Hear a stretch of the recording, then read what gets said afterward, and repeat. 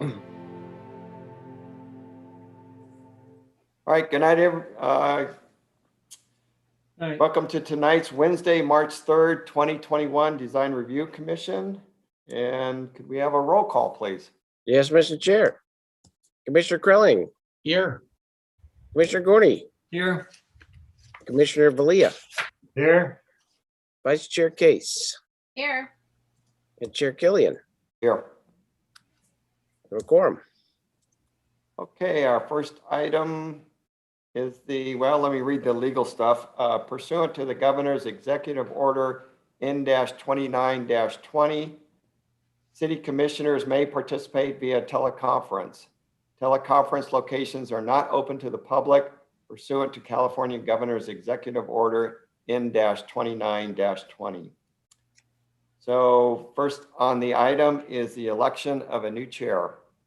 Do I have a motion? I'd like to make a motion to nominate Casey Case as chair. I'll second that motion.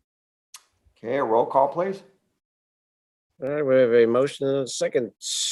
Commissioner Gorney, Yes. Commissioner Krelling, Yes. Commissioner Valia, Yes. Chair Commissioner Killian, Definitely. and Commissioner Case. Yes. Technically, he's still chair until we vote, right? I guess so, yeah. Wasn't that the vote though? Now you're not That was the chair. vote. All right, Casey, you can take it away from here. All right. Don't leave, Brian. We still need you. You're on the hook. All right. So next is our election of vice chair, correct? Correct. All right. I'd like to nominate Carlos Villa to be our vice chair. I'll Second second that. it. All right. I got Killian on that second. So I will call the roll. Commissioner Gorney, Yes. Commissioner Killian, Yes. Commissioner Krelling, Yes. Commissioner Valia, Yes. and Chair Case. Yeah. All right, motion carries. Congratulations to both of you. Yay. So I get my gavel in the mail? Yes, I'll drop it by. How's that? All right. Okay, we'll move on to item number 2, consent calendars. All right, nothing on consent calendar. Okay, then moving on to item number 3, public communication. This portion of the meeting is reserved for comment on any item not on the agenda.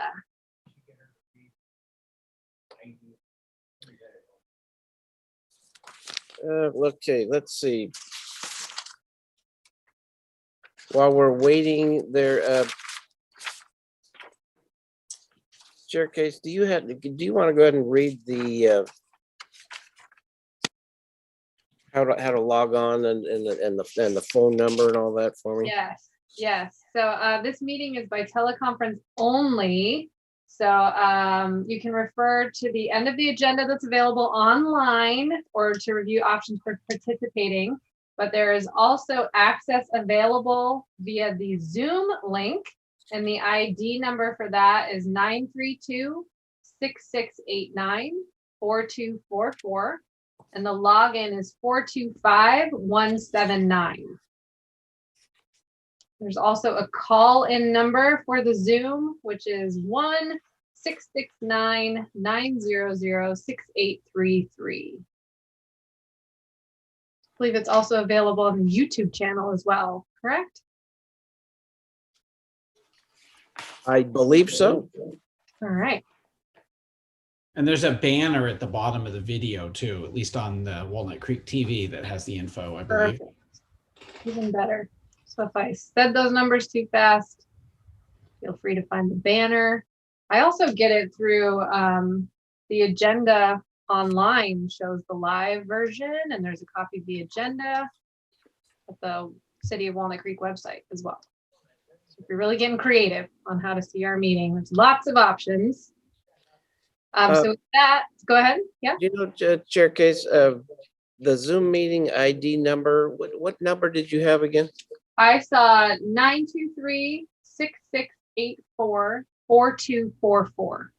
Gotcha. Okay. And then the Password 425179. gotcha. Okay. Okay, so are we ready to move to item 4, public Yeah. hearing? Madam Chairwoman, Yep. I have to recuse myself from conflict of interest on this first item.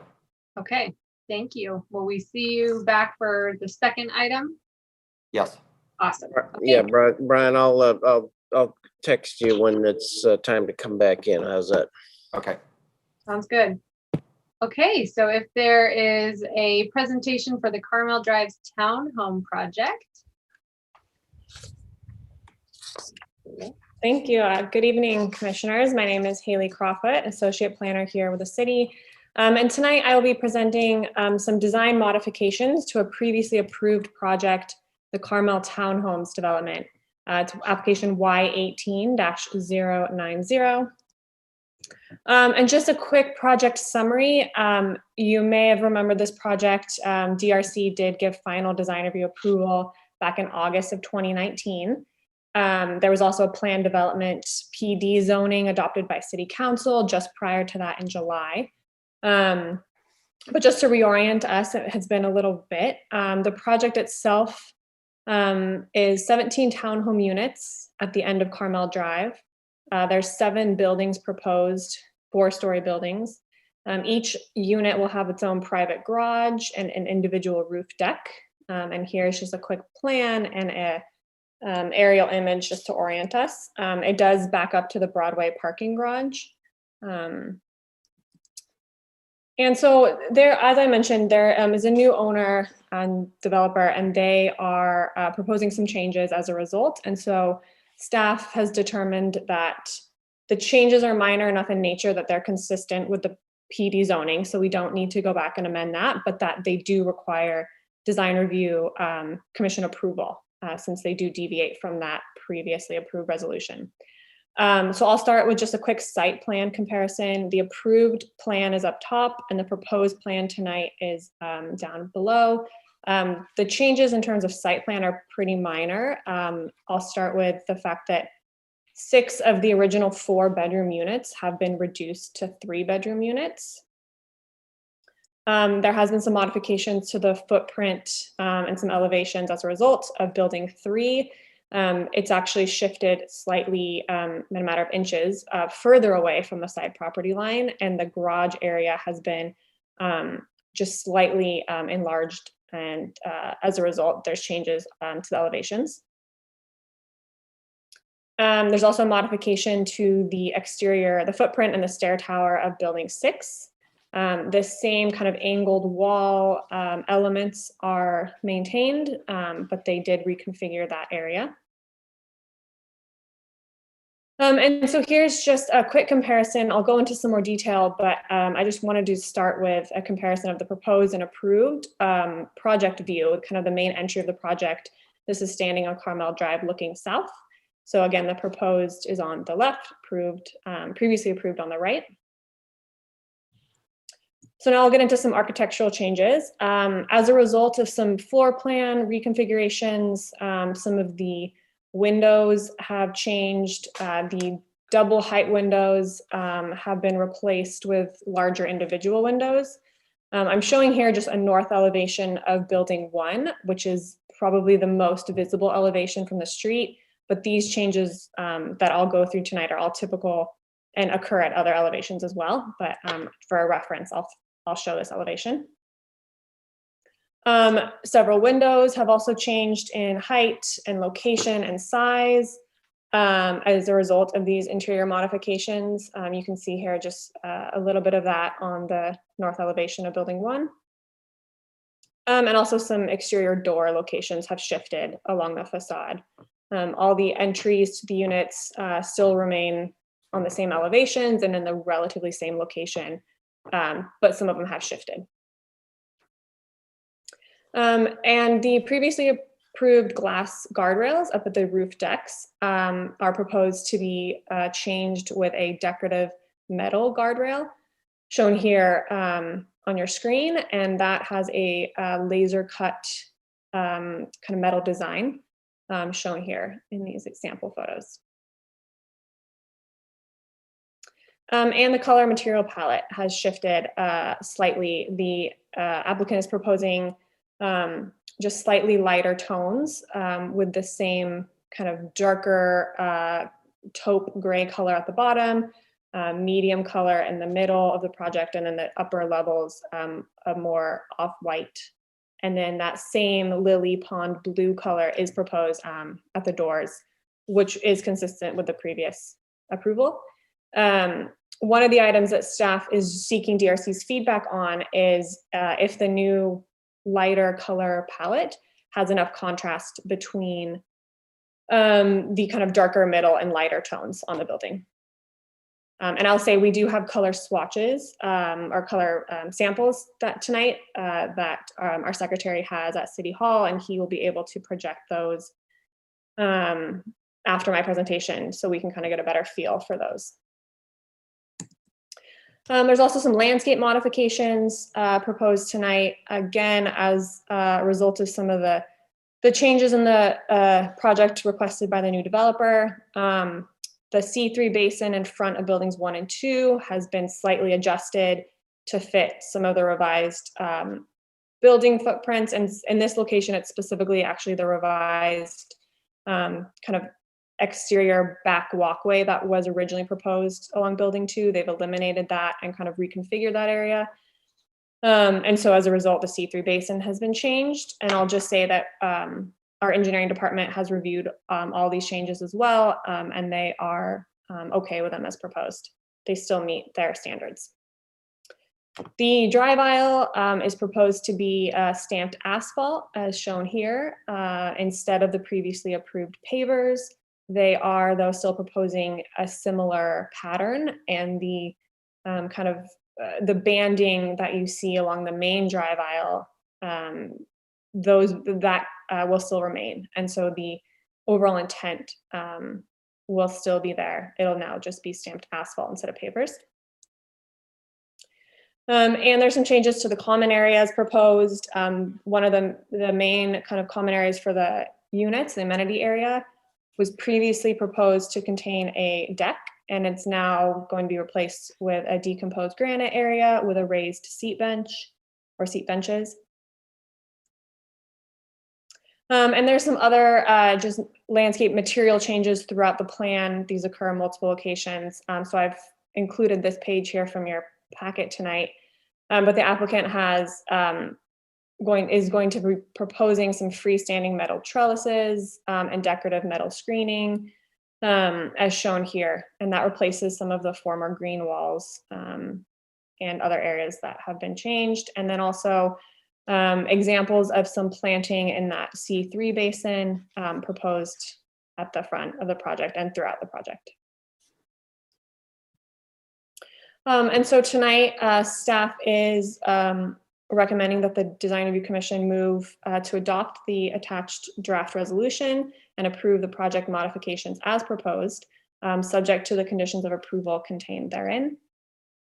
And as I mentioned previously, we do have the paint swatches that we can look at. I'm here if you have any questions. The applicant also has a presentation prepared tonight, and they can go into a little bit more of their thinking behind all of these changes as well.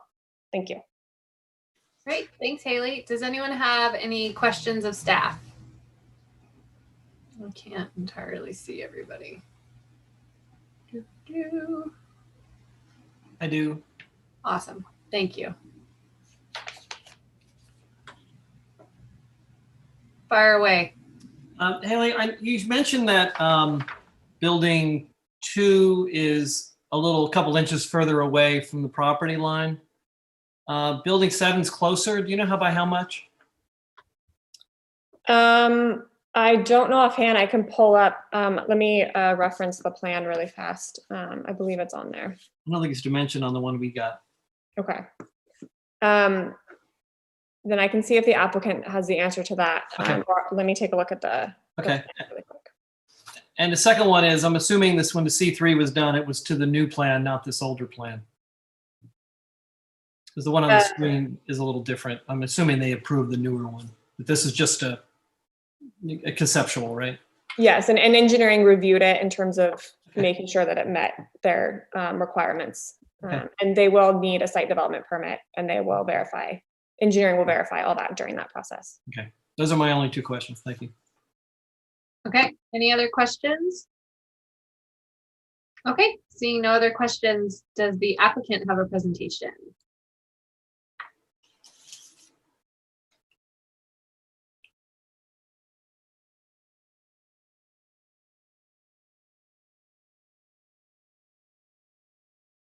I think they do, right? There it is.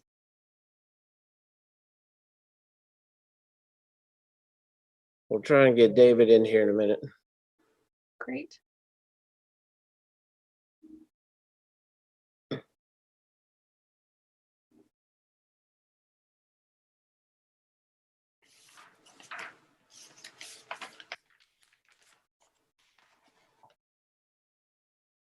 Here I am. Okay.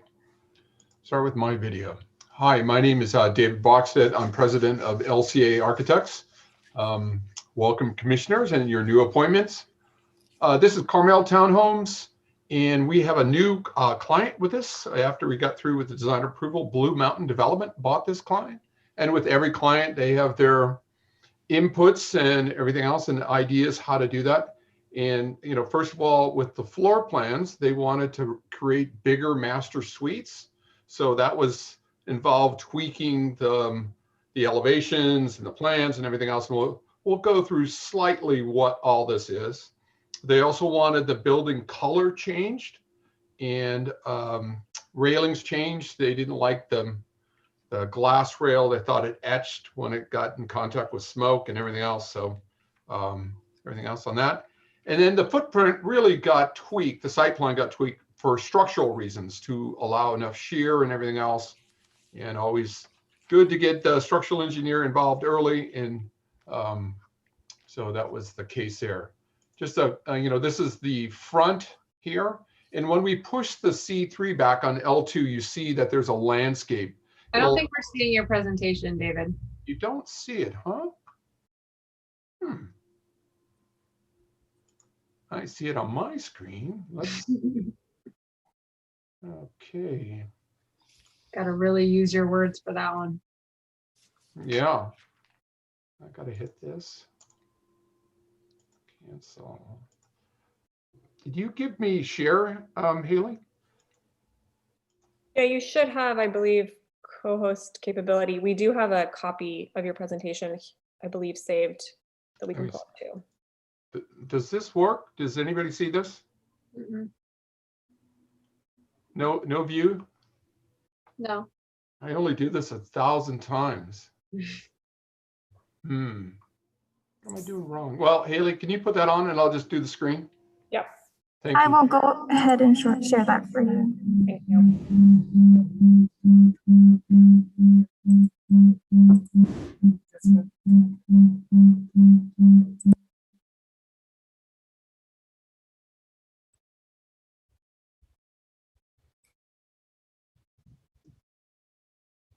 See here.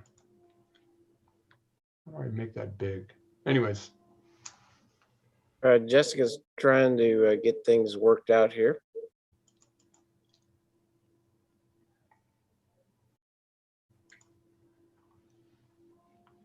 let's see. Oh, here it is. Now let me see here. Share screen. Yes. Hit this. Share. Am I on? It's getting there. Yep. Oh, now David's sharing. Now we see you, David. Okay. I see. Hi, everybody. Sorry. Technical difficulty. It's been a long day. So anyways, Blue Mountain got this property. They're, wanted to tweak the floor plans. There's some structural alignments. That was why the two buildings change. Interesting, and we always learn something in this. The sanitary district does not like cobbles in these tight multifamily projects. And so they will only allow asphalt or they won't deliver sewer service. So that's a new one. And Haley wants the backup from central sanitation. I can give you that information. So that was one of the things. You see the railings, they wanted a different, they didn't like the glass. They like a metal rail. It's more expensive, but that is my thing. And then being able to do that and work that out to their standards. This is what was approved, pretty much the same elevation, some tweaks and stuff for the floor plans, same sails on the top. You know, let's just face it, the approved was a little pinkish and everything else. And I have the colors. So just like every project that I would do with the city, it would be great to get, you know, 2 commissioners out when we do brush outs, just to verify the colors. More than happy to do that and do that. This is, you sort of see, you know, the C3 is right here, and probably it'd be a better picture, but I get some landscaping in the front against the sidewalk, and then it dives into the C3. So it is an abrupt thing. I don't like that on both sides. So you see the landscaping along the edges, and then it rolls into the C3. This is what was approved, as Haley mentioned, and then this is what's tweaked to do structural configurations. This is a little over 10 feet, 11 feet, something. Okay. So this area was straightened out for structural reasons, and this area was straightened out to get shear across here and shear across there. So anyways, that's the tweak there. And you see that approved and thing, but these just small areas. And then we go through the floor plans, and I've done this sort of rhythmically. Probably would have been better looking at this now to cloud it, but it comes through. You see this, and let me catch up with my thing. You see the revisions in the next slide. You see the revisions in the master suite. And that is usually, as we march through all these plans, you'll see that change, which caused the windows to change and how that all works. New client, new ideas. Everybody has it. More than happy to accommodate them. This was where it was straightened out, again, to get the shear. So the torque isn't so much on that, on this area. And then the same thing, this area changed, how that all worked, kitchen, dining, restroom. Same thing in this area, the change. Probably this straightened out ended up being a better plan and working a more luxurious master suite there. Building 3, just sort of marching through here. Anything you want to go back, just let me know. You see that, and then building 4 on the upper area, again, the master suite changed, and then the configuration of the windows change in all these areas, and then a master in all those areas. Building 4, and then building 5, again, this is this change of the master suite in through here. Just a slight change, but being able to align the windows and move the closets. We went through many iterations with our new client. Happy to do it, but building 6 on the upper floor, again, a change, slight change how this all worked with the master bedroom, shrinking this lower bedroom, making a bigger master. Building 7, again, this is the one that's tweaked for the area, and then this is the change in this master suite. Slight change, but how that all worked, how that closet worked, everything else, how this related. So floor plan changes, and then they wanted the color changed. I think there's enough contrast, but you know, we can go out in the field and paint this, and if this middle color needs to get a little darker, I mean, it's on the screen, that white is really, this is white compared to this. So you have some comparison in between these two. I know I sent the colors on that. So that's the big thing, and more than happy to do brush outs, as you guys know, and to be able to do this for them, and you see the different elevations and changes reflecting on that. And then with pricing and everything else, you find out we've gone through all the pricing with them, trying to make this work in a really difficult building environment. I think I think some of you know, steel has risen 15% this year. So how to make that work, but going through these things, and you just go through all these site plans, just slight changes here and there. And then the metal rail, I mean, this goes from glass to metal. I think that's probably a better solution, easier, this won't get dirty, break, everything else. And this is a nice architectural statement in through here. Comments. And then here's a detail of how we attach pedestal pavers, making that all work. So changing the footprint for structural, door changes, exterior colors, glass guardrail, pretty much sums up the architectural changes. On the landscaping, this was the approved. They changed landscape architects. They had some interesting ideas. And I think moving these C3 basins against the building was a better idea, so we can get landscaping on the edge. Also, Blue Mountain didn't like decks because they wear out, and as a for sale project, they were more concerned with having a material that will last a long time. Pretty much all this area has all remained the same. And then some, tweaks on that. Big thing is with this pavers, but that's out of everyone's control with central sanitation. Can't argue with them. And 8-inch sewer lines for all the buildings.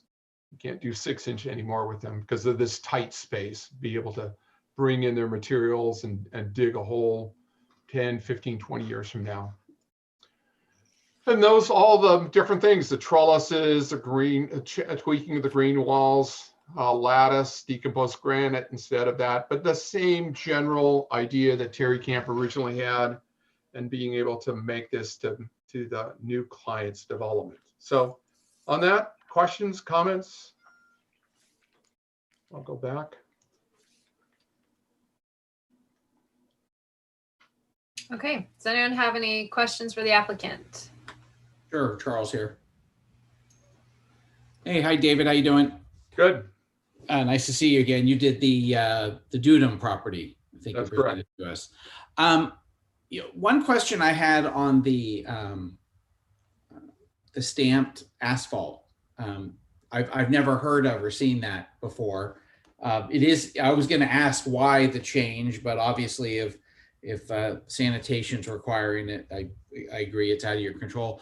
Do you know anything about the maintenance of the stamped asphalt and how that can be made to look good as it gets cracks? As pavers, you can pull out the bad pavers and put new ones in pretty easily. Anything you can know or about the maintenance aspects of the stamped asphalt? Yeah, it has to be maintained every 10 years, and that will be part of the maintenance program for the townhomes. So they'll have a regular maintenance, just like a townhome, repainting, roof, asphalt has to be updated and maintained. These are expensive units, so that's part of the issues that will have to be maintained. And then if central sanitation comes in and digs a hole, they just put regular asphalt over it, and then you have to dig that up and go back to the stamped. So it's a maintenance issue for the community, but our hands are tied with central sanitation. And then now I have limited questions and comments because this was originally approved before I was on the commission. I did review the original approved plans because I was on board for the 1-year extension that came up. So I had some familiarity with it, but I wasn't one of the original approvers. Architecturally, thematically, maybe explain the change from the large windows, which I happen to particularly like, moving to the, separate individual windows. I mean, I understand you're doing some interior changes, but yeah, I mean, what's sort of the theme for going from those, what I think are fairly beautiful large windows into the individual windows? Yeah, I mean, this is an example. These, sorry. These large windows in through here were, it's a value cost. You could do a window in between here to make it, sort of a false window, Charles. And so that's the difference when they priced everything out. This is, they don't have the money to make a blank window in that area. Okay. So these were all sort of, there was. Oh.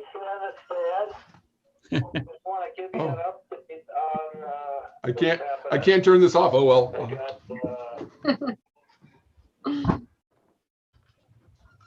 Family. So, yeah. Checking in like for medical reasons. So it sounds like it was basically a cost. Yeah, it's a cost. It's a cost issue and everything else. These are above $1.5 million per unit. So they're struggling to make this work. So yeah, there were some cost things. Wow. Okay. And then architecturally, I understand the kind of the maintenance reason you espoused for going from the glass balcony railing to the metal, but architecturally, is there a rationale? Well, to be honest with you, if we could go back in time, I think we would have done the metal rail because I think long term it will look better. And someone puts something on their deck, you see up into the deck, their bicycles, and which they can do. It's there are things, but this sort of gives it a nice mesh, more of a modern look, and being able to hide things behind it without making sure everybody straightens up everything before they go downstairs. All right, thank you. Those are my questions. Thanks, Charles. Okay, other questions for the applicant? I have a couple. We were just talking about railings. What is the railing design going to be? I notice in the drawings it says this is kind of a representative example, and some are going horizontal and some are going vertical. So I was wondering what your thinking was on. Did you pick one yet, or is it one of these two? Is it... Yeah. Right now we want to do vertical like this, but this is the product we put in the construction documents.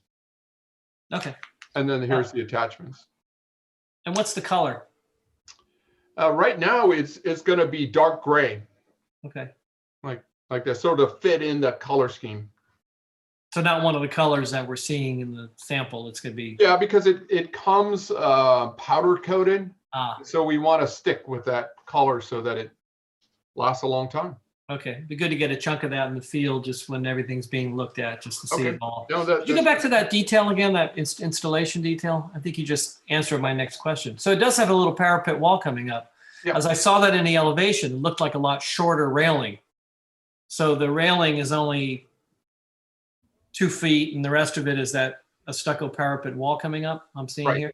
Yeah, it's about 2'6". The parapet comes up well, I think, I mean, from here bottom, it's 2 feet, but yeah, this is the foot, and then this is 2'6". Okay, yeah, that's good because it looked wrong in the elevations. It looked like it was too short, so I'm glad that was what that was. Anyway, you can go to G 1.0, which is that cover sheet with rendering. Yeah, I had a question on that. Sorry. I sort of answered my own question, but I know I want to answer it anyway. Yeah. So on the right, they right above the D and approved, there's that skinny piece going vertically. I'm assuming that's a stair tower, right? So that's probably why you had to change the windows to the smaller windows. Yes. In the currently proposed one. Yeah, it didn't. Okay. It didn't work.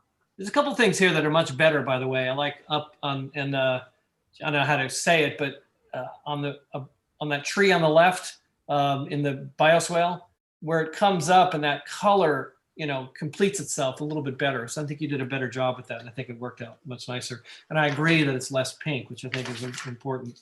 I went kind of elevation by elevation, and most of them I think are acceptable.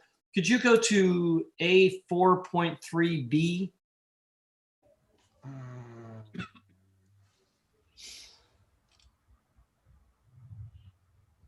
It's the one with building 3 in color. Was that it? No, This one? no, that was the, no, sorry, building 3. Oh, wait a minute. That doesn't match. Oh, that's not the one. I'm sorry, I got the wrong one. I meant to say building 4, A4.4A. Yeah. Okay. That left elevation is the only one that I look at. And also this proposed, I guess the east elevation doesn't really matter that much because is that the elevation that faces the other building? Yeah. Against one another? Yeah. So, because it really right now looks like it looks like a piece of furniture as opposed to, it's got no windows in it at all. Right. And that's not a fire code issue, right? That's a change in plan issue. Yeah, that's a fire code issue. It is. On that building. Okay. I thought it might be because I didn't think you would get rid of the windows otherwise. And then when I look at the north elevation on this building is the one that I think works the least well. If I look at that top left piece on the approved, it looks like it cantilevers out a little bit and it has that tall window on it, whereas this one has that little teeny box on there. If you look at the one above it, Yeah, I think we could look at that. I think we could make that proportional. They just look squishy. I mean, maybe make that a little wider, like the upper one. Just that one elevation was the one that stood out for me. Part of it is that you lost that window in the middle, so now you have a larger chunk of stucco to the right of that. And I'm that's the only one that seemed to suffer. Yeah, no, a good point. And we could move this over and then put a lower window. That would improve that elevation. So yeah, I think that was the one. I'm okay with not having those upper windows on there. I'm glad you kept the material between the windows upstairs. I also like the fact that the windows on the upper one were a little closer. If you look on the right above the doors, they were a little closer to one another. Yeah. Then when you lower one, they kind of spread out a little. I think the proportions look better on the upper one. So the only thing I would say is if you're looking at those two, that elevation and could make a couple little tweaks on it, I think it would improve the building. I agree. We can put that part. Okay, and that's those are my only questions. Thank you. Thank you. All right, Commissioner Valia, do you have any questions? I don't have any questions, no. Okay, I just have one question. Do you know the color and material of the sails for the roof decks, what those will look like? Those would be an off-white, sort of to match this off-white color. Okay. Just that, I like it to be off-white, so it doesn't, not bright white because they get dirty and everything else, but off-white, and you get some it seems light up there, and okay. Again, they have to be maintained, replaced every 7 to 8 years. Okay, so if there's no other questions at this point. Can I ask one more question, yes, Chair? Yes. Yeah, thank you. You just spurred on my thought talking about the colors, because I want to make sure I'm looking at this properly. So staying on the same page, the vast majority of the wall color has like a kind of a greenish grayish hue to it. But when I look at the ledge on the left, it's Benjamin Moore OC64 pure white. Is it truly, it doesn't even look like off-white to me. So I'm trying to understand, we're talking about off-white, we're labeling off-white, but it's almost a gray / tinge of green when I see it on the screen. Yeah, then if we were in a public hearing, it is an off-white. The screen tweaks it gray, but it's about as off-white as you could want. And so I know Haley has the colors. Can we try to see the samples? I know it's going to be dependent on all of our screens, but It looks gray on that. Yeah. Yeah, we've got some samples here. We'll show you on the camera. Hang on just a second. worth a shot. Yeah.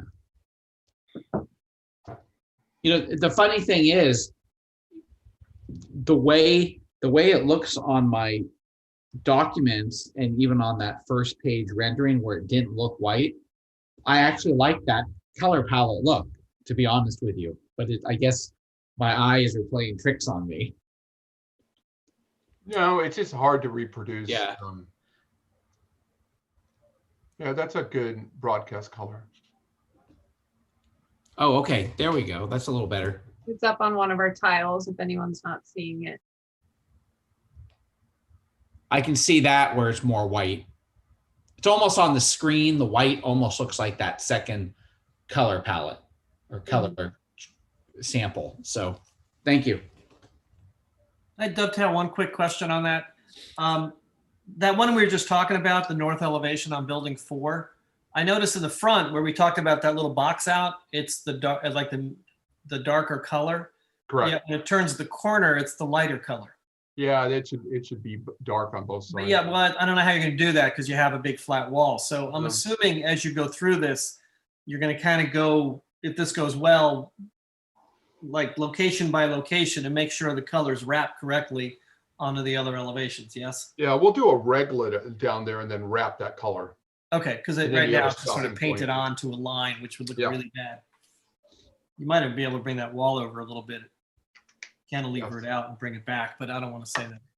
Okay. Commissioners, I think you, on your systems, if you can have the option of pinning that particular view. So that slide there, if it's a top right, look at the top right corner and you can pin that. And I think you can zoom in a little too, if you'd like. Great. Yeah, that it really, it looks so different. The printed on the left versus the color palette samples on the right. Very different, at least for my eyeballs. Mhm. Okay, any other questions of the applicant? Applicant. Okay, so then at this point, we will open the public hearing. So as a reminder, if you would like to make a comment, you can pop on to our Zoom meeting. I will say this for the umpteenth time. The ID for the Zoom meeting is 923-668-44244. And the meeting, I'm sorry, that was the meeting ID. The password is 425179. And we will pause for just a minute because I know there's a delay.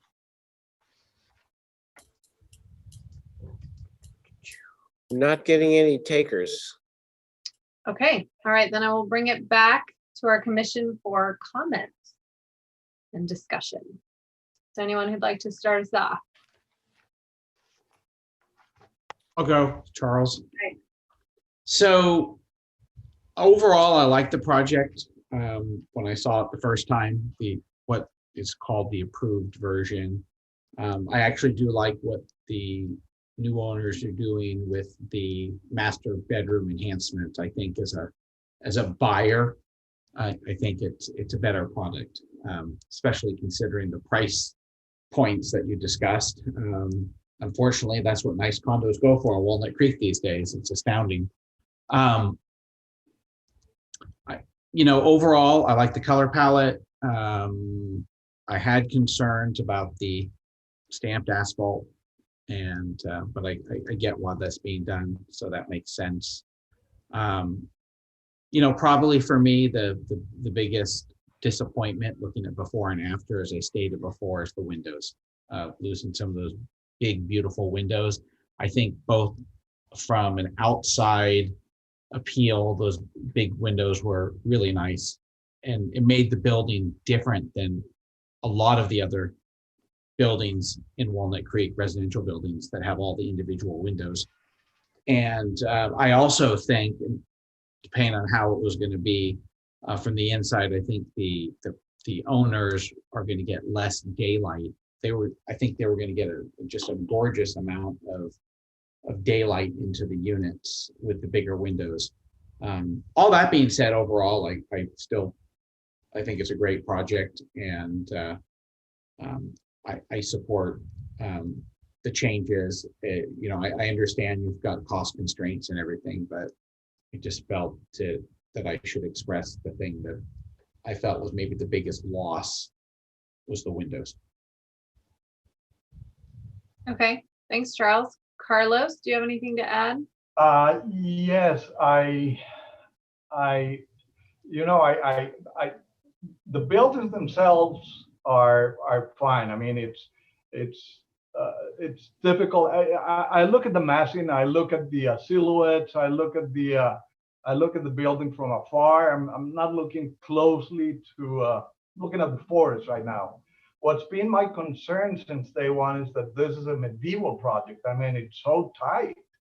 It's so tight, the distance between buildings and everything. But that's another question. We approved it like that and everything. It's still my concern every time I see it. The open space between buildings is hardly there. So it's a building and a street, and that's it. So, and that's my concern. Colors, it looks like David's second renditions of colors are always an improvement. I like these colors much better than the previous ones. I think they flow a lot better. I think that they give the building some sense of unit that it didn't have before. And I appreciate that change. I mean, the subtlety of the colors, it doesn't have to be a big contrast, but it's subtle, and it shows that he's playing with the color, and that's perfectly fine. So yeah, I think color-wise it's good. If I'm looking at these buildings like individual pieces without any concerns about the open space, I would say they're good-looking buildings. Okay, all right, thank you. Commissioner Gorney? Yeah, I seem to remember what drove this project in the first place was there was a minimum zoning that had to be met by the building. And if they did to do a single family type of unit, they had to add those apartments in there and other things because they just couldn't make the density. So otherwise we would have seen a podium project with a stacked building on top. So I kind of appreciated the difference of this, and to kind of see how this kind of 4-story residence with elevators is gonna sell and how it's gonna work out. So it is definitely different. I think the plan changes are good, and I agree that the elevation changes are not so good. I did like also the large windows. I just thought it gave it a different kind of a scale. Now it just looks kind of plain. Would we have approved it like this in the first place? Probably. And so I'm okay with it. I think the colors are much better. I didn't like that sort of pinky tone it was turning, at least in the renderings. I think the other buildings with that darker color coming up so high felt a lot more evil. And I think when you were in that area in those small spaces, as Carlos said, I think it would seem even more so. So I think less that base dark color will be fine. And again, somebody will be looking at it in the field, so that's the key. I was a little concerned about the setback on building 7, but as long as it's around 11 feet, it is only a little point. So I know the other neighbor at the 10'3" side had an issue. 3 inches isn't going to make any difference. But I realized why you had to do it, and it'll actually make the inner court a little bit better. And as far as the colors, well, like I said, it'll be checked in the field. Thank you. All right, so I am fine with the color palette. I am fine with the C3 adjustments, and I understand the stamped asphalt. I did feel as though most of the changes in the landscape were a result of value engineering, which doesn't feel good. But I understand the changes, and I don't think there's a significant impact to the site plan that makes it, not as user-friendly or as appropriate for the product. But it's a bummer to always see the landscape get chopped. I heard several comments regarding the brush out of the paint colors. So it seems as though that's something that's a priority to all of us, including seeing maybe a sample of the railing, the Buck Modern panel when we're out there. So that was a significant note I heard from the group. There was also a couple comments from Commissioner Gorney about revisiting the north elevation and also verifying how the color is going to wrap. So those were just the things that I heard throughout our discussion that I wanted to circle back into comments. It sounds like in general, the group seems supportive of the effort. So I don't know if there's anyone who feels confident to make a motion in that vein. I'll make a motion that we approve this change with the, it's probably a standard condition, but that the colors are verified in the field with 2 commissioners, including the railing color to be provided, that the north elevation of building 4 is looked at, particularly that upper left corner and the windows on that right side, to see whether they could be made more like the old proportions, and that the colors wrap, that the colors are carefully wrapped so that they make sense on the elevations, and that the setback on building 7 is at least 11 feet.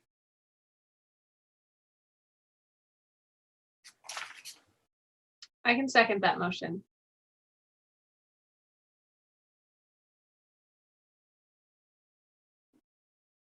Okay, did we get everything in there? Brush outs, the railing, north elevation, the wrapped colors. Yep. That was the setback. You said Yeah, setback. building 7. Building 7. Okay, we have a motion and a second.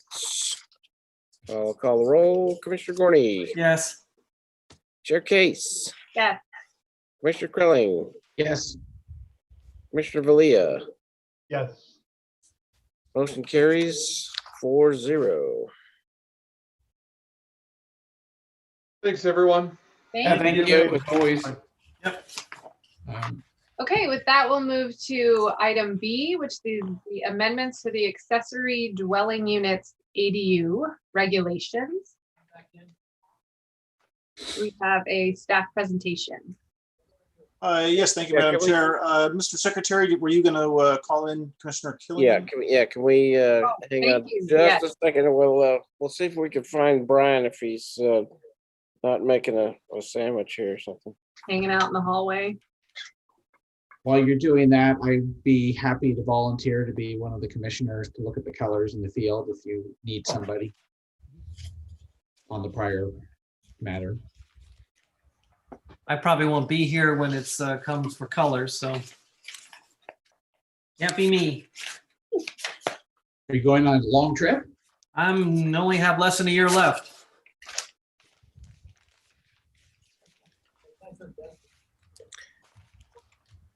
That's true. Mm. Okay, so we had, I'm sorry, that was Commissioner Krilling.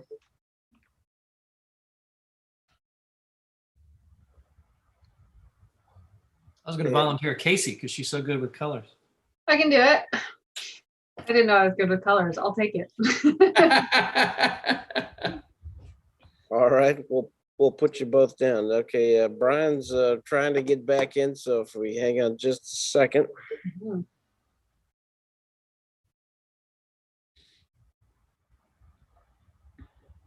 We've seen that stamped asphalt thing before. You have? Yep. How did it look to you? No, I mean, we've had to accept it because of certain Okay. fire department, other people not using it. So it looks horrible. Mhm. I had never even heard of it before. I mean, I'm very familiar with stamped concrete, Mhm. but not stamped asphalt. That's a new one. All right, it looks like we've got Brian back. Back here, yep. Welcome back. All right, so then do we have a presentation for the amendments to accessory dwelling units regulations? Yes, hi. My name's Andrew Smith, and I'm the head of long range and transportation planning here for the city. And let me go ahead and share my screen. I assume you can all see it now? Yep. Great. So yes, what we're here for tonight are some related to amendments to the ADU regulations. This is in relation to changes in state law. And in fact, in that light, let me just go ahead and call out the elephant in the room right from the get-go. What we are addressing here is basically a loosening of our standards, in this case, design standards, at the behest of state law, where we are required to do this. And I know that that can sometimes be a bitter pill to swallow, especially if design standard, and this being the Design Review Commission. And I'm not saying this to just start on a negative note, but more because I also want to kind of provide as a counterbalance, if you will, why this has happened. And so very briefly, I'm going to speak to that, and then we'll actually get into the changes at hand.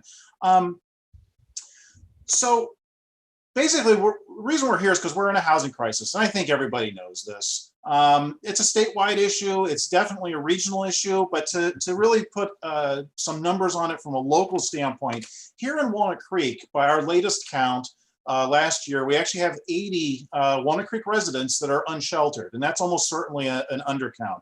A larger number is that 17% of households in Walnut Creek spend more than half of their income on housing, which is really significant. That's an extreme burden, as the term is used in the housing and planning world.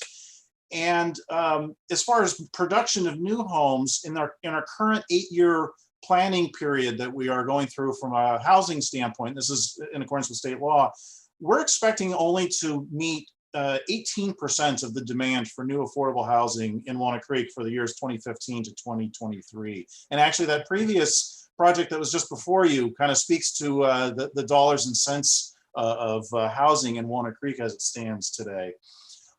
So that's the issue, but ADUs, accessory dwelling units, can be part of the solution. And it's not just that, hey, there's more housing, but there are unique characteristics to ADUs that really make them uniquely suited to be able to provide a solution, and particularly not just at the top end of the income levels. Simply said, ADUs cost less to build. For one thing, there's usually not land purchase involved. It's already, the land's already owned and somebody just adding a unit to their property. There's less infrastructure requirements, and also there are more simple construction methods.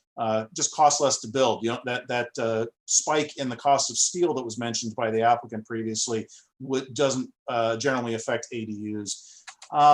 Also, ADUs can become a source of income for the homeowners, and then that income can be used to offset their mortgage expenses, therefore reducing the burden of the cost of housing.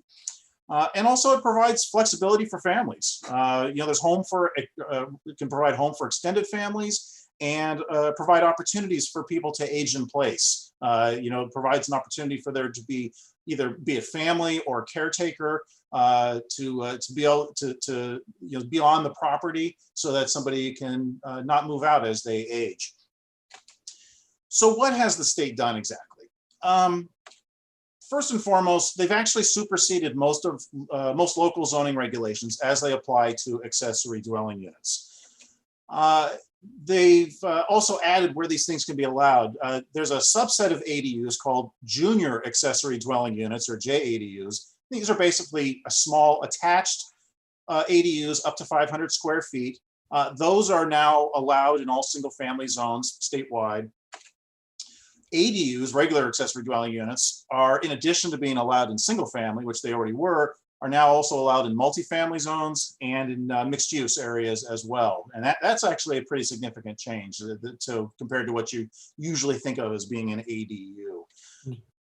There's now little to no parking required. This is one of the things that the state law supersedes local regulation, having to do with basically parking standards. And in fact, the places where you can require parking are so few that our current interim ordinance that we're operating under right now doesn't require parking at all.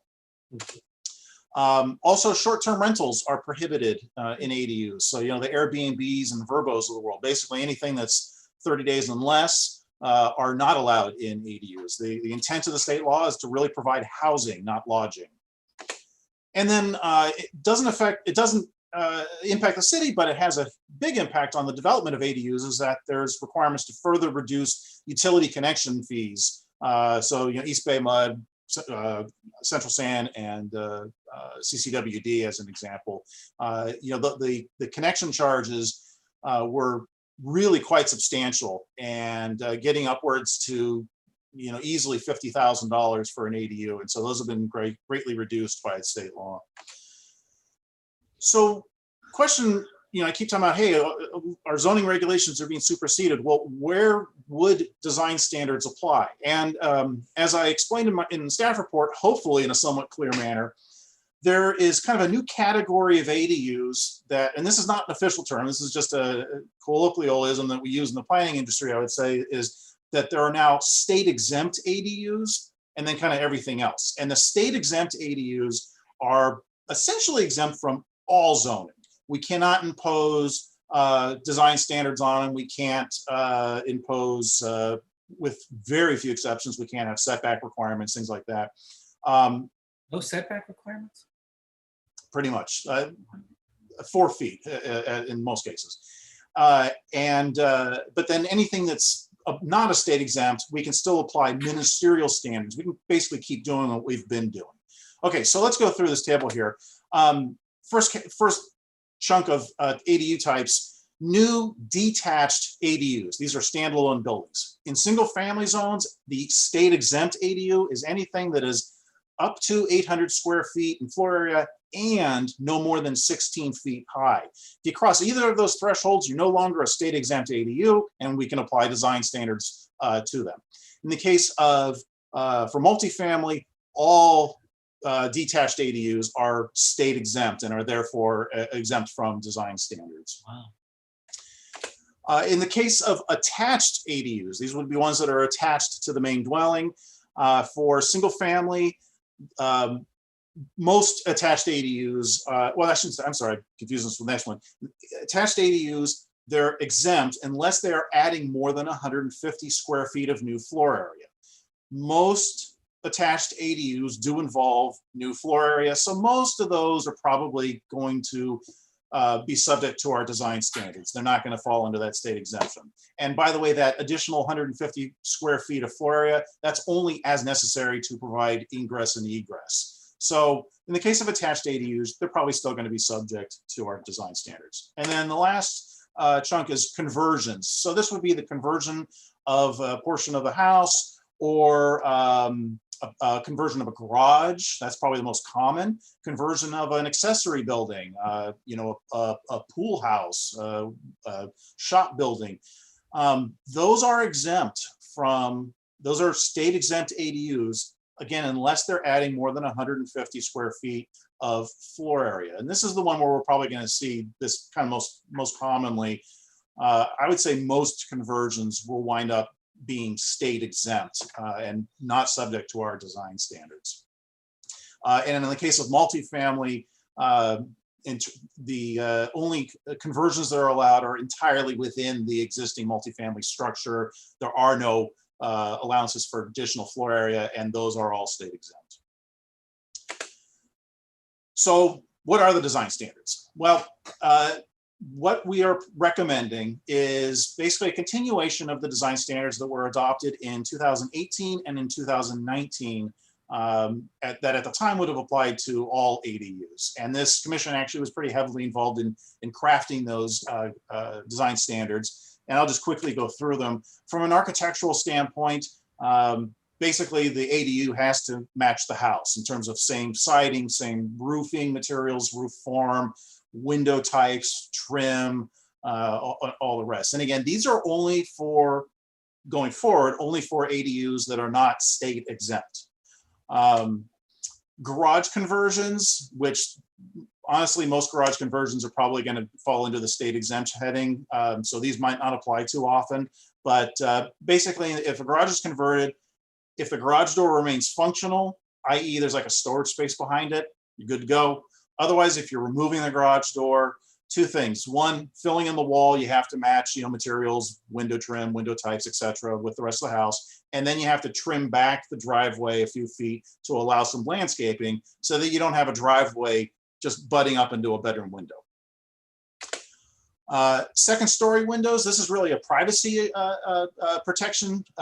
Basically, if there's a ADU with a second story, and if it's within 10 feet of a side or a rear lot line, there's a minimum sill height for any windows within that 10 feet, minimum 5-foot sill heights, bed windows essentially. And that's to prevent people from being able to peer down into their neighbors' yards. And honestly, this is one of the, this standard will probably, this is not going away, shall I say, based on the new rules, because in almost every case, a second story ADU is not going to be state exempt. So that one still has some teeth to it, if you will. And then lastly, for hillside lots, previously, you know, we have hillside performance standards, which involve a hearing with the zoning administrator and subject to some discretionary standards if you're building on a slope more than 15% in steepness. And what was implemented back in 2018 was essentially kind of a translation of those discretionary criteria to ministerial standards as required by state law, having a maximum 4-foot high skirt wall, so 4 feet or less, requirements to screen your lighting and your mechanical, limits on grading, limits on building on ridges and through creeks and on really steep slopes. And so we're proposing that all of these design standards remain in place. Again, they would only be effective for ADUs that do not fall under that classification of state exempt. And since I keep talking about state exempt, this is actually, there's kind of a silver lining here. Is one of the concerns of this commission when we were before you in 2018 and 2019 had to do with the requirement that the ADU match the house. And there was concern that, hey, that means we're stuck with, we don't have any design flexibility. And what if the house doesn't look so great? Do we really have to match, a stucco box with aluminum sliding glass windows? Mm-hmm. So in the case of the state exempt ADUs that are less than 800 square feet, we had actually been looking at loosening up the standards because this requirement that you match the house was preventing people from being able to use modular construction. You can think manufactured homes, things of that nature, much more affordable from a construction standpoint, much easier from a construction standpoint. There's actually a whole industry cropping up around this of manufactured ADUs. Many of them really look pretty nice, to be honest with you, better than the house even, I would say. And we had been looking at, well, finding ways to somehow loosen the standards enough to be able to make it so people could do these. Well, since we've discovered that the state law outright, prohibits or supersedes, I should say, our design standards for anything up to 800 square feet, there's our solution. Most of these, a lot. I was actually looking through at what's available out there in the from the industry. Most of these manufactured ADUs fall under that 800 square foot size threshold, and importantly, that will actually also have the additional benefit of helping to ensure affordability. Smaller ADUs are more affordable, and more often then we'll actually be able to count them towards meeting our affordable housing goals that are set by the state and Association of Area Governments. So a little bit of a silver lining there, I just wanted to mention.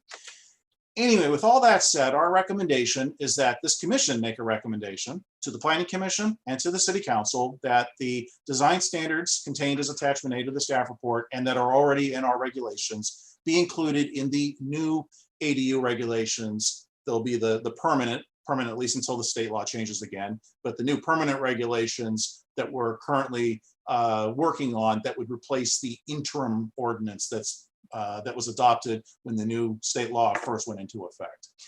With that, I'd be happy to answer any questions. Great, thank you. Does anyone have any questions? Charles here. Out of curiosity, so saying the single family residential area, is there a limit to the number of ADUs that can be put on a person's property? Yes, and that's actually an interesting question. So you may have seen me write very poorly of the state law in the staff report, not in the intent of the state law, but how it's actually written. It's bad. It is really hard to understand. And our initial reading of the state law when it went into effect, and this was also agreed by the city attorney's office, was that in the case of single family zones, our take was state law says you can have potentially up to 2 ADUs plus a JADU, a detached ADU, an attached ADU or garage conversion ADU, and then the JADU. 9 months after the new law went into effect, the California Department of Housing and Community Development, which is the state agency that oversees these regulations, issued a guidance document, an ADU handbook, and then they revised it and re-released it last January, actually, where they've tried to make some sense of the law. There's a lot of internal inconsistencies and it's hard to understand.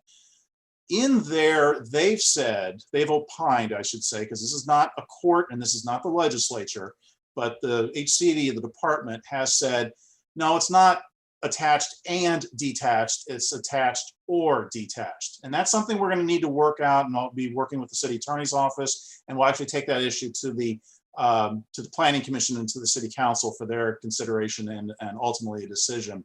Right now, our interim ordinance says you can have the two. It might not stay that way.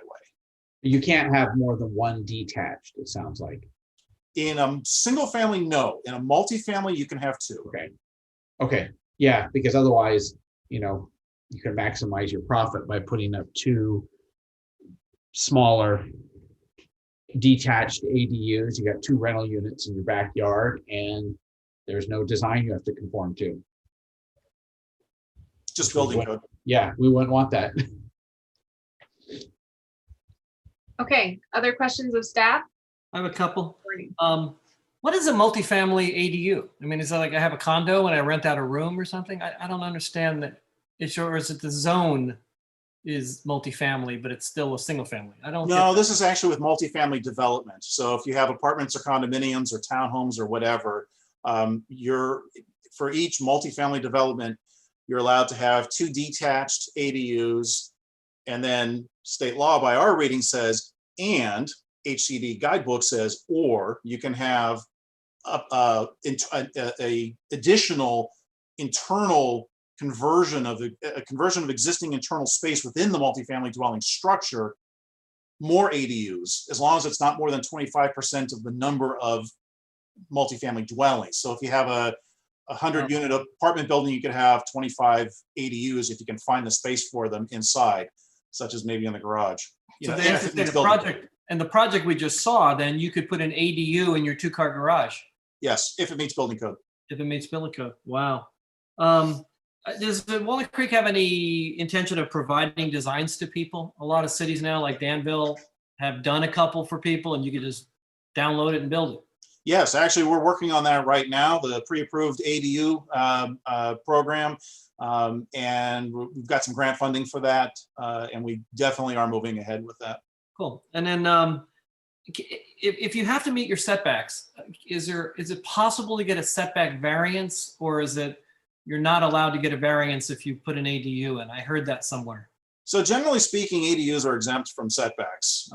They're generally subject to it's either 3 or 4 foot setbacks in most cases when there's new construction involved. And then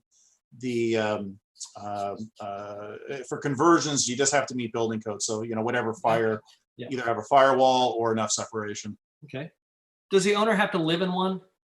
No, that's that. So we used to have, so Walnut Creek used to have a requirement for owner occupancy, and you actually had to record a deed restriction on the property. And I think it was the second most recent changes to our local ordinances, we actually did away with that requirement.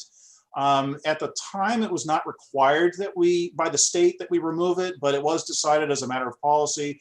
Planning Commission recommended and the council adopted removing that requirement. But since then, the state has prohibited cities from requiring owner occupancy for ADUs. But for those JADUs, the junior accessory dwelling units, we are required to require owner occupancy with a deed restriction. Go figure. Oh, you are? Okay. Yeah. That was always an interesting one because people could buy a lot of houses at ADUs and rent them all out, which kind of goes away from the ownership. Okay. Two other quick ones. The 5-foot sill height on the upper level. Fire code says you have to have 44 inches maximum sill height for a bedroom in order to get in with their equipment. How do you do that with a 5-foot sill height? You don't have the window within 10 feet of the side or rear property line. Oh, okay. So, that's the key. So if you're going to do a bedroom, it has to be further away. Okay, I see. Got it. And again, this whole thing about the design standards, I was really one of the ones that really didn't like the idea of it having to meet the architecture of the main house. Because there are so many good prefabs out there, including 1,000-square-foot ones that people could put in their yard that have an office and a bigger area. So I still do not like the rule about matching the existing house. And I know I had talked to Ken about it at one time, and it was said that for every nice modern one you'd get, somebody would want to build a castle in their backyard. And so I still don't like the rule, and I will stand by that. I think people should have a little more creativity, even if it's over 800 square feet. Thank you. Madam Chair? Yes. Getting back to the question about the multi-unit, how does that affect, for example, about a year ago, we had a project where we weren't satisfied with the site planning, the layout of the units and the density. And I think we actually, through the process, they deleted some units. Now, if they were to come back and say, well, we're going to add second dwelling units, tough luck. Does that take away any of our design considerations in that kind of a scenario? So ADUs for multifamily are exempt from design standards, are exempt from design review. They're only allowed, however, for existing multifamily. You can't sneak them in as part of the new construction. And so, if nothing else, you could see that as perhaps a little bit of a safety valve to keep that from happening, because it's added cost and complexity for a developer to, try to use that as a loophole, but it is there. Okay. And then going back to your very first slide, is there any data you were showing this, about for the unsheltered or the lower income or the people that really can't afford the housing? And I kind of question, if you're going to build an ADU and rent it out, you're probably going to rent it out at marketplace. So you're probably not steering toward the unsheltered that can't afford that anyway. And the lower income that can't afford the house, they then probably can't afford to build a second ADU unit on it. So I don't think those part of the segment of the population really applies to this. Does it? Or is there data that shows it one way or the other? So in the case of unsheltered people, I have two answers to that. One, which is the far more common thing, is that a lot of the people who don't have a home basically kind of fell out at the bottom of the market. And so that's one of the things where if there's more housing built, period, there'll be more supply, and will be able to accommodate the people that have, for lack of a better term, again, fallen out at the bottom. There also is, though, basically people building ADUs expressly for people who are unsheltered. I can actually think of a person in my church who's done that. And then there are nonprofits that I know they're at least exploring, and I've even spoken to some who've approached us about trying to build ADUs to be able to use them as permanent housing for the unsheltered. As far as the people who are cost burdened, they do have a home, but they're paying more than half of their income towards it. ADUs do provide they may be renters. I'm not looking at them as being necessarily a homeowner who's going to build it.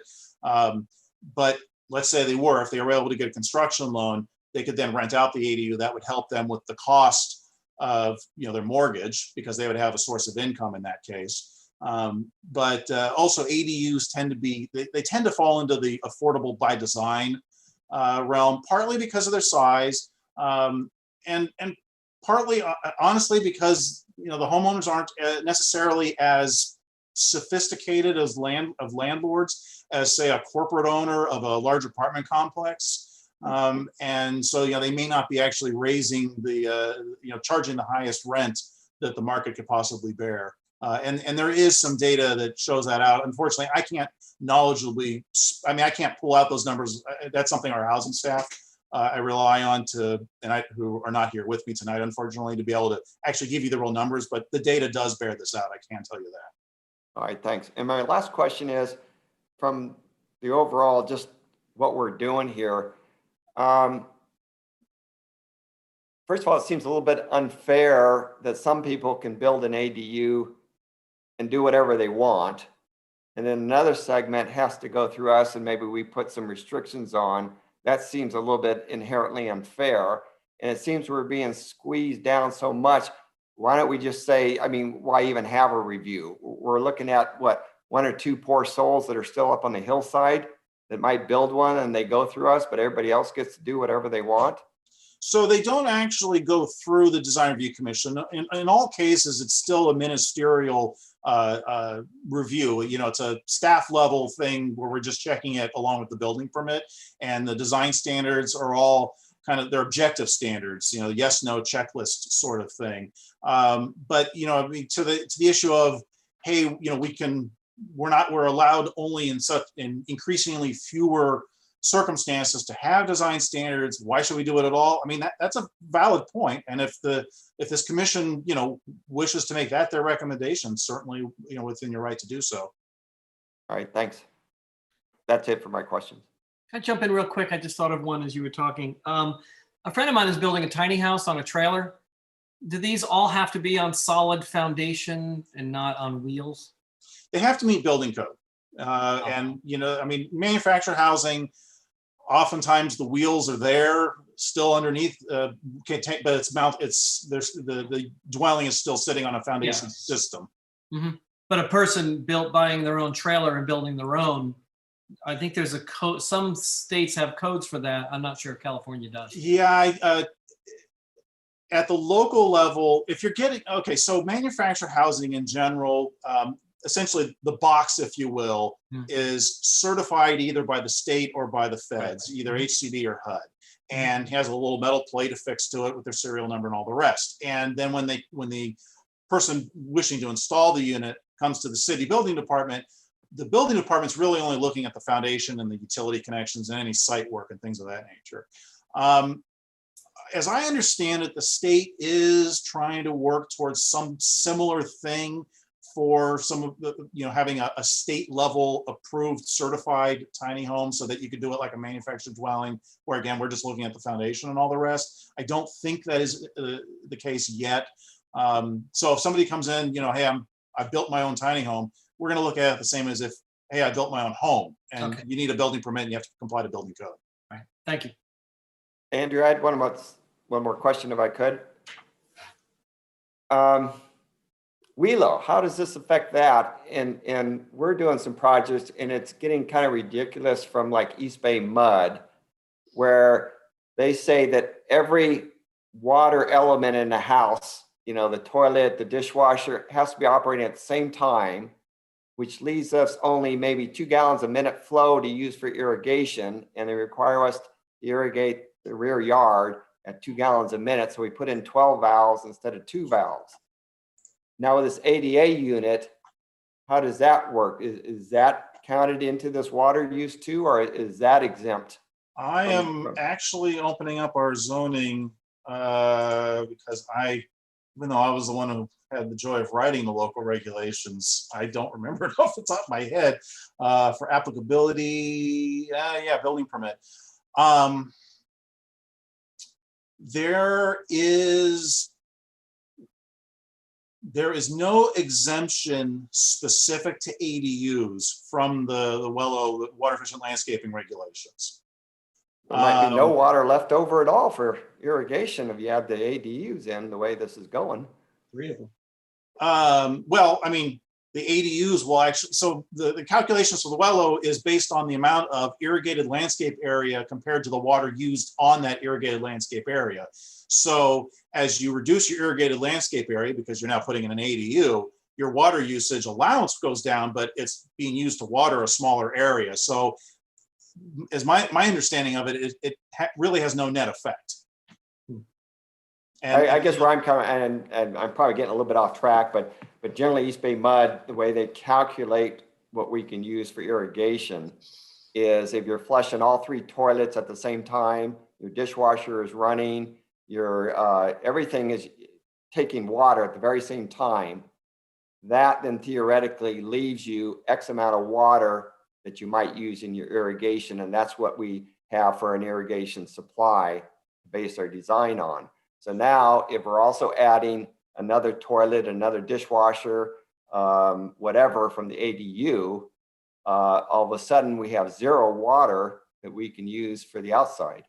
So the city's water efficient landscape regulations, as mandated by the state, are strictly looking at water usage for the irrigated area and have nothing to do with any kind of domestic water usage inside the house. What you're speaking to might be some additional regulation about East Bay Mud that I'm unfamiliar with, or perhaps it has to do with the sizing of the water meter in terms of just maximum flow. I really don't know, but I can tell you that it doesn't have any impact with regard to the cities and the state mandated water efficient landscaping regulations.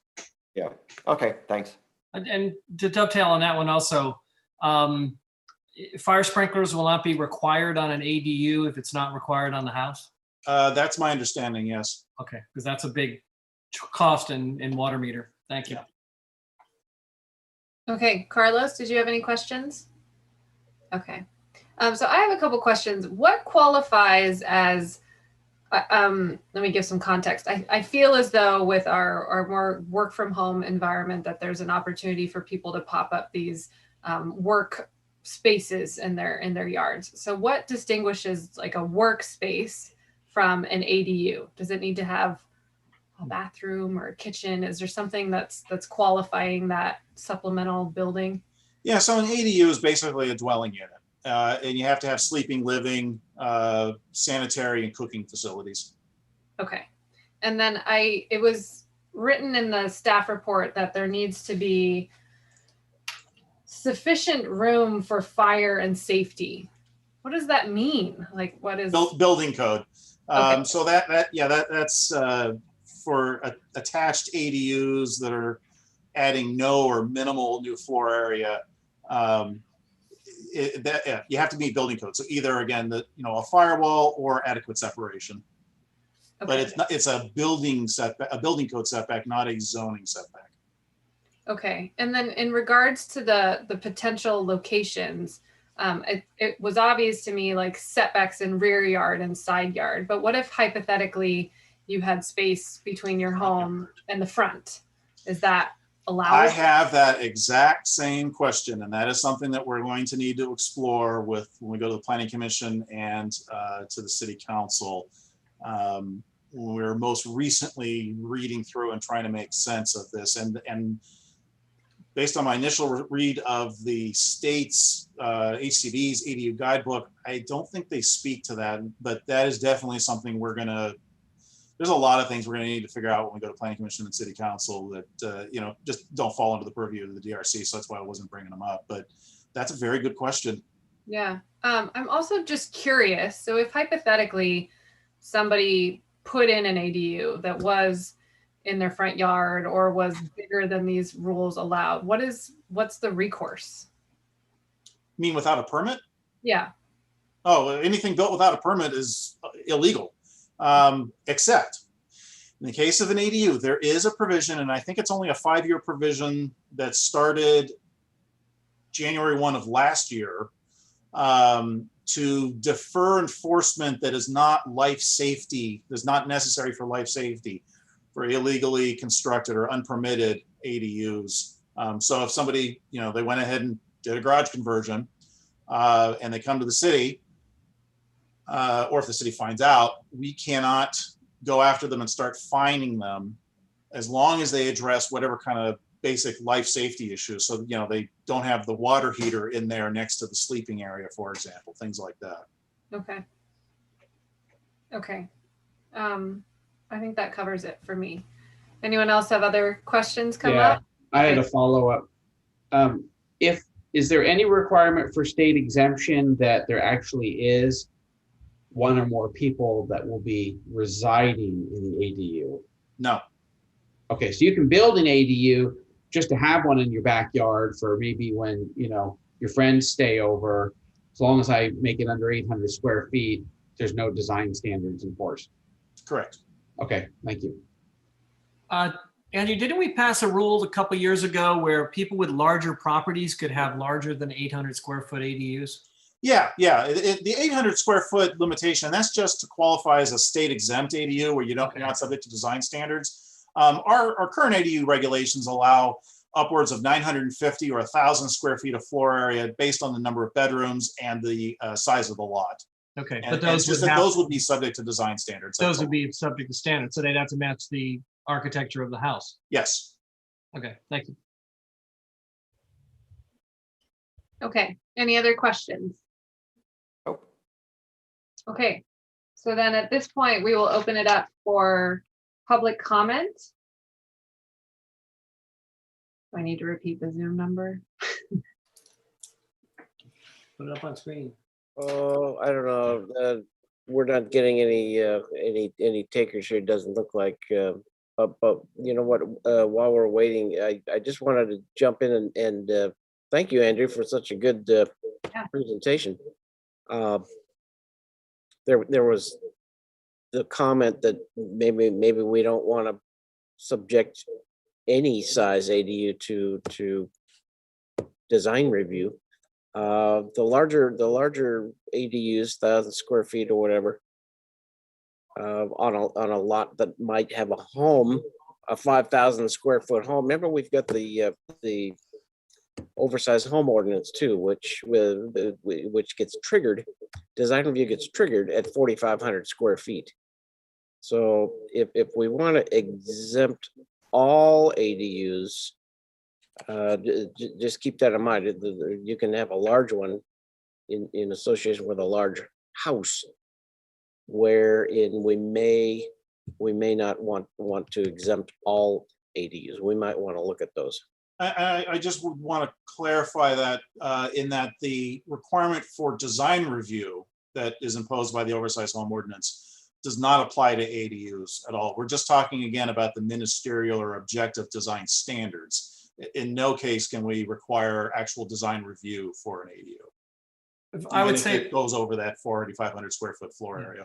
I would say for me, if I had a 5-acre lot and I had a house on it and I wanted a 1,000 square foot ADU because it's allowed, or 950, I think you said, I think that should be exempt. If you're allowed, if 800 square foot is the minimum and you're allowed a 950, I think it should be exempt from the design standards. If you want to go larger than that, where you're going to only 800, then you should have the design standards. If you want to go over the 950 or whatever the number is, you should have to use the design standards. But I don't like the design standards architecturally. So I would be more in favor of that. Maybe I'll write a letter to planning commission. Chair Case, can you ask that any attendees happen to be logged in with us this evening to use the raised hand feature if they would like to provide public comment? Yeah, if you'd like to provide public comment on this issue, the ADU design standards conversation, please use the raise hand feature in your Zoom.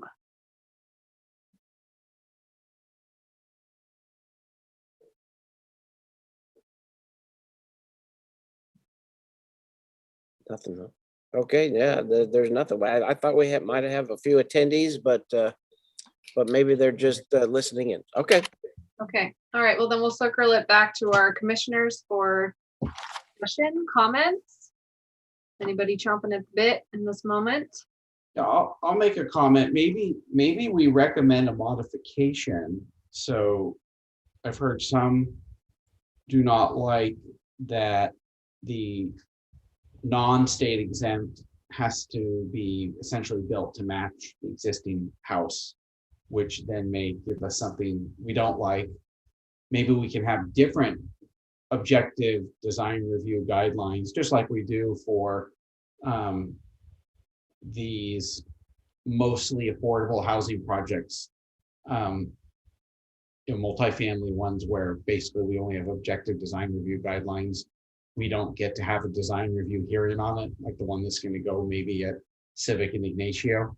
So perhaps we could do something like that. And I was really thinking about Commissioner Gorney's comments as a way to have a compromise where we have some input so people don't build something that's crazy looking, but we're not boxing them into making it look like the house.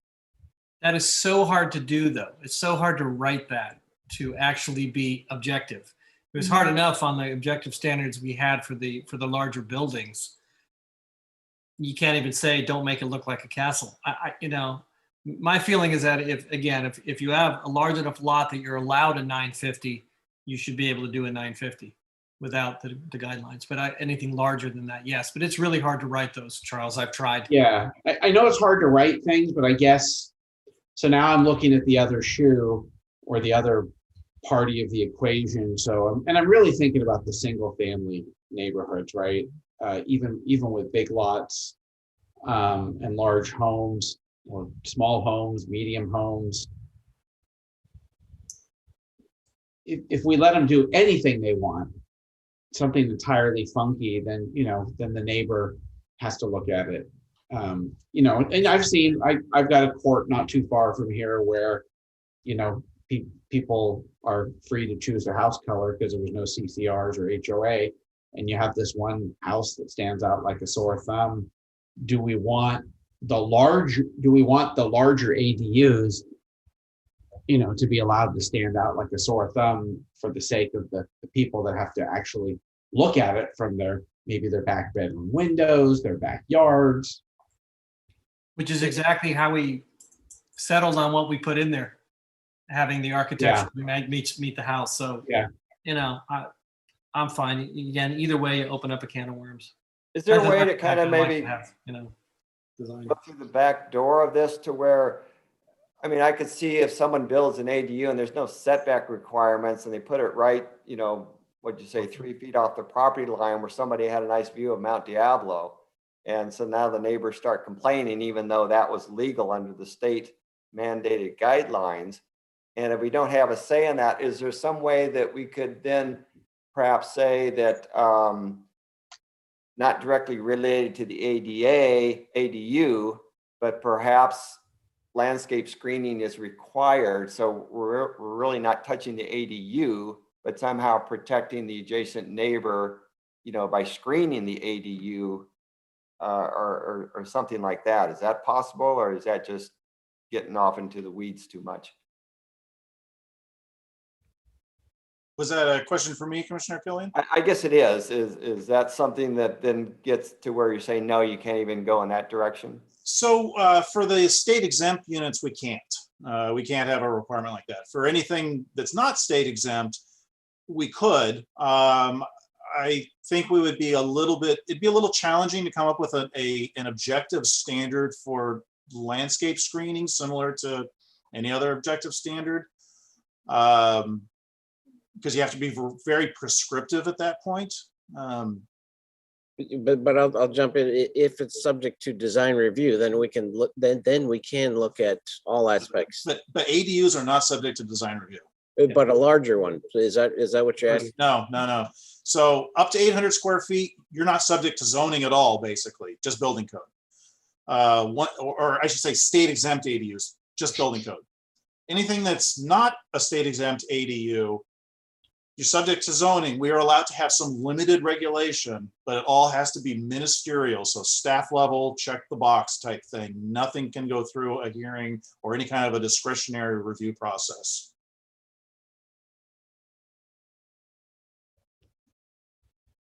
Okay, so the oversized home ordinance would not be valid in that case. Correct, and that actually was that's something that hasn't been the case for a few years now. Where we used to have the requirement that if you trigger the oversized home ordinance, you'd have to do design review for the shell of the building, and then you could come back and do an internal conversion to an ADU. That was tossed out by the state I think it was in 2017, if I remember correctly. So DRB has no say on any ADU, is what you're saying. I'm sorry, what? So the DRB has no say or no review on any ADU. Correct. Correct. Correct. So why are we here talking about it? Establishing design standards that are enforced by staff, ministerial design standards. Yeah. However, if I wanted to do it, if I could do a 950 square foot ADU on my property, and I didn't want it to match the existing residence architecture, I could opt to bring it to design review. Yes. Actually, that's another one of those things where a reading on our original and city attorney's original reading of the state law was, no, you can't do that. The HCD ADU guidebook says, sure, you can. So that's one of those things we need to figure out. Can we legally do that? And if that's the case, I was intending on trying to, work that as an option in. And if nothing else, the pre-approved program, we were going to have to build in an entry, if you will, for that either you match the house or use one of our pre-approved plans. And maybe a way of just submitting plans to be included on the pre-approved list. These are all things we'll be discussing with the Planning Commission in terms of would we have zoning that would even allow that as an option? But as far as the actual design standards that we're asking for input from the DRC, it's just basically we're just looking at the things that are not state exempt and again ministerial standards. Okay. In that case, I could. if it's not state exempt, we use the 950 square foot one. Then do we get to enforce normal setbacks and things like that? Limited. We can enforce front and street side setbacks, but interior side and rear yard setbacks are generally waived if the building is less than, it's either 15 or 16 feet. I'd have to double check, but if it's a 1-story ADU, the side and rear are waived down to, it's either 3 or 4 feet. I apologize. I can look it up for you if you'd like, but Sort of scary, because this is going to allow for the existing homeowners that are adjacent to these ADUs, they could lose a great deal of privacy. There will be issues. But again, Yeah. that's only for a 1-story ADU. The setback exceptions, the 2-story, that's not the case. And 3 and 4 feet are basically blank walls if you go by the code. I mean, you have a limited size of windows, which, I mean, you can't see anything. So for the ground floor, 3 or 4 feet, you might, it's going to have to be a protected wall. Most likely would just have no windows if And they're that close. 10% of windows of the 10% of the wall. Yeah. of the wall. So, and that would be like if you have a detached garage in the corner of the lot, kind of your, that traditional development pattern, the pre-suburban pattern or early suburban pattern, I should say, where you have the 1-story building right up on that side, kind of tucked in the rear corner. It'd be similar to that. So kind of like almond chewy. It's just you'd be having people there instead of cars.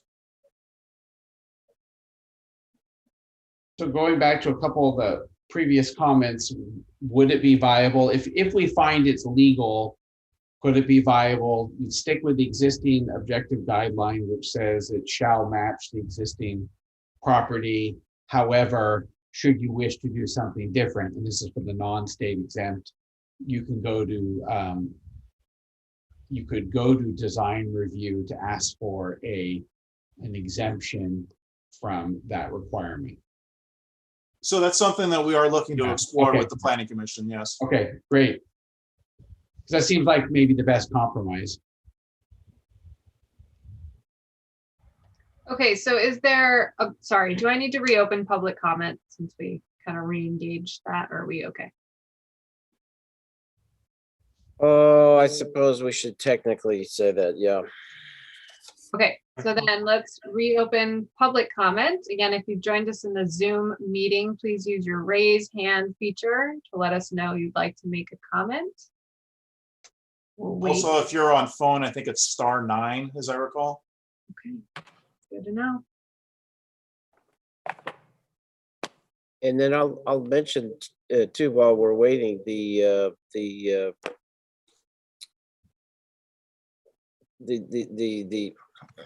PRADU. Help me out. PRADU stands for permit ready ADUs. Okay.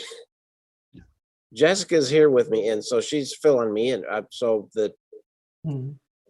those the units we will be bringing to the Design Review Commission to take a look at. So just keep that in mind. So at least, and hopefully, those will be a popular choice, so that folks aren't wanting to move a sea container into their backyard and open it up as an ADU. That's what I'm doing. They would have to have sleeping quarters and a kitchen and a bathroom, right? Right. It would have to meet building code, yeah. What qualifies as a kitchen? I think a microwave, a hot plate. I remember looking that up once, actually, and it's not much. Yeah. Yeah. Interesting. By the way, I've seen some amazing things people have actually done with containers. Some pretty impressive stuff. Yeah. Does this change? How does RV parking take the wheels off an RV? Does that become an ADU where before you weren't allowed to? No, RVs do not. They're not certified as manufactured dwellings, and they of course don't meet building code as a regular, site-built structure, and so they cannot be used for permanent occupancy. That's a building code thing. Okay, are we seeing any public comments? Not seeing any. Okay, so we'll rein it back in. I think we had a lot of good thoughts. So our task tonight is to provide recommendation to move this to Planning Commission. So if there's something we want to stipulate with that, let's discuss that. Although great discussion, because I feel like you clarified a lot of things for all of us. But is there something in addition to what was provided to us by staff that we feel like needs to be considered when this goes to Planning Commission? So for clarification, we're recommending the attachment 1, the ADU design standards. Is that what we're tasked for? Is that to move that on to? That's staff's recommendation that we just continue with the existing design standards that are reflected in attachment 1. Okay, I would recommend we add we keep it as it is, but we add the ability to elect to go to DRC for an exemption from making it look like the existing property. And the trade-off there is then you get DRC's blessing on the other design you want. I agree. It was really, I think it was Commissioner Gorney's idea. Yeah, I agree. Yeah.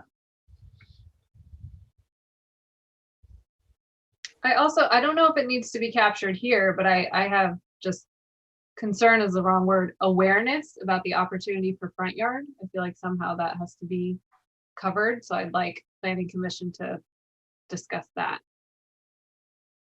That would be important to me. I can tell you that if whether or not they're allowed in the front yard it's not going to be something where the city's going to have discretion. If the state law says that they have to be allowed there, then they do.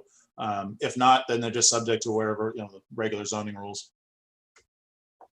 And regular zoning rules would prohibit it, right? Yeah. I'm sorry. Yes. Yeah. You typically in the single family zone, typically a 20-foot front setback. I can tell you that I think the intent of the state law was just to waive the side and rear, but again, this is kind of a poorly written state law, and it might be an error of omission error of omission rather than commission, but that's something we need to work out. And I will say that we will definitely follow state law. And if we're not required to allow these within the front setback, I don't see that happening. Okay. Was there anything else that anyone felt like needs to be called to attention when this moves to Planning Commission? How about we do that? No. Okay. All right. So I think I heard a motion that we'd like to move this forward to Planning Commission with a consideration for the opportunity to come to design review for an exemption if you're over the 950 square feet. Is that right? 800. 800 square feet. If you're not exempt, You're not exempt. There. Thank you. We catch that? That was my motion. Did you notice that was my motion? Yep. Okay. And I'll second that. Go ahead. All right, I'm gonna put you down here, Chair Case and Commissioner Killian. We don't need a formal motion, but I'm gonna go ahead and take it anyway. I'm gonna call the roll. Cool. So we do need a vote, but we don't need a resolution. No resolution. Okay. Okay. All right, Chair Case, Yes. Commissioner Killian, Yes. and Commissioner Gorney, Yes. Commissioner Krelling, yes. and Commissioner Belia. Yes, and thanks, Joseph. I think it gives a little bit flexibility. Yeah, I think it's a good idea. Okay. Andrew, thank you. That was really detailed and thorough. I appreciate it. Thank you. Okay, so now we will move on to item number 5, commission consideration. This is for items not required to be publicly noticed, but where a formal staff presentation, question, answer period, public input, or discussion among the commissioners is helpful. No commission considerations. Okay, then item 6, commission member and staff reports or announcements. Do we have any this evening? I think Commissioner Case and I are going to look at Colors by Bart tomorrow. Are you going there tomorrow? Yes, tomorrow. Do we have a time for that? I was told 10:30. 10:30. Okay, that was what I said originally. So, okay, just checking. Thank you. Is that for the Transit Village? No. No, that's for the Ignacio Center Plaza. Yeah. Okay, good. Yep. Yeah, if there are no other announcements, I've got a couple. And I can't remember if I've told you folks, Greg Kapovich, our senior planner, You left. will be leaving City of Walnut Creek to take on another adventure. He's going to be the community development director. He took a job down in Southern California. So he's going to be taking off in about a week and a half. So we're losing a very special person in Greg. He has been instrumental in keeping the planning department moving forward. He's not only taken on several large projects as a current planner, he's also been head of the code enforcement the division and has been very instrumental in keeping that well-oiled, put it that way. But he was, of course, involved with the medical marijuana ordinance, the downtown vendor cart ordinance. He's taken on several large projects, so we're going to miss him. Yeah. And I thought I would just mention that about a week and a half he's gone. Also, I'll mention our own Alan Carrion is going to be retiring. Is taking advantage of the retirement situation, and he will be leaving the city in about 6 weeks. Wow. So we wanted to say thank you for Alan's many years here at the city. We're gonna have a send them away party? Well, that's the thing.